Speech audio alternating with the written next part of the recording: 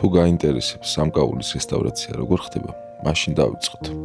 მოგვიტანეს დაზიანებული საყურე, რომელსაც წინა რესტავრაცია არასწორად ჩაუტარდა, ბევრი არც გვიფიქრია და საქმე შეუდექით. პირველ რიგში ულტრაბგერით აპარატში გავრეცხეთ, რათა ზედმეტი ცხიმებისგან და ნაგავისგან გაგვეთავისუფლებია. გარიცხვის შემდეგ რაც გამოჩნდა სრული სიგიჟე იყო. მთლიანი საყურე დაფარული იყო გაურკვეველი წებუთი, რომელსაც თითქოს უნდა დაეჭირა მარგალიტი, რაც რა თქმა უნდა ასე არ ხდება. მარგალიტის დასაჭერად საჭიროა სპეციალური კონსტრუქცია, სპეციალური ღერძი, რომლის დამზადებაც თავიდან მოგვიწია. სანამ საყურის დამუშავებას დავიწყებდით, აუცილებელი იყო საყურის ძველი წებოსგან განთავისუფლება. ჩავყარე სპეციალურ ჭურჭელში საყურე, დავასხე აცეტონი და დაველოდე 2 საათი.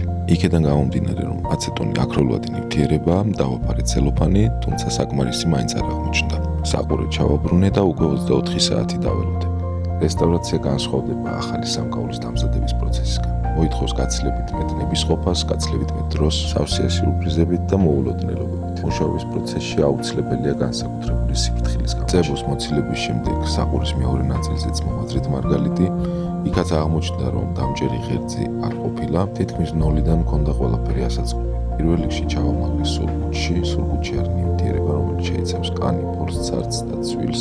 ამოვიღე ჩამაგრებული ქვები, რათა კასტა იყო დეფორმირებული. კასტა არის ქვის დამჭერი ბუდე, რომელშიც ქვას ის ჩვენ შემთხვევაში გვაქვს კრაპნიანი, ანუ ბრჭყალებიანი კასტა. მოვაშორე დაზიანებული დეტალები, მოვამზადე ლითონი ღერძის დასამაგრებლად, გავხრიტე და ახალი ღერძი მოვა, რომელზეც შემდგომში დამაგრდება მარგალიტი და იქნება იმის გარანტი, რომ აღარ მოძვრება. დავამუშავე სხვადასხვა თავაკებით, ზუმფარებით, რეზინებით. ძირითად კონსტრუქცია შემოახვია სპეციალური ქვაბამბა, რათა იყო რისკი დამდნარიყო ძველი შედუღების ადგილები. დავამუშავე ფლუსით, ფლუსის შესახებ ალბათ შემდეგ ვიდეოში მოგიყვებით. გამოვხარშე ლიმონჟავაში გასათეთრებლად. სპეციალური საიველი როქლიბებით დავიწყე ფორმის დამუშავება, ისევ სხვადასხვა თავაკები. გავზარდე მარგალიტის ნახრები, მოვარგე დამჭერი ღერძი, რომელსაც სპეციალური კბილანები გავუკეთე, რათა უფრო მყარად იყოს მარგალიტი დამაგრებული. აღვადგინე და დავამუშავე ძველი კასტები, დაუბრუნე ქვები თავის ძველ ადგილად ჩავამაგრე და მოვათავსე საყურე სპეციალურ საფრიალებელ აპარატში.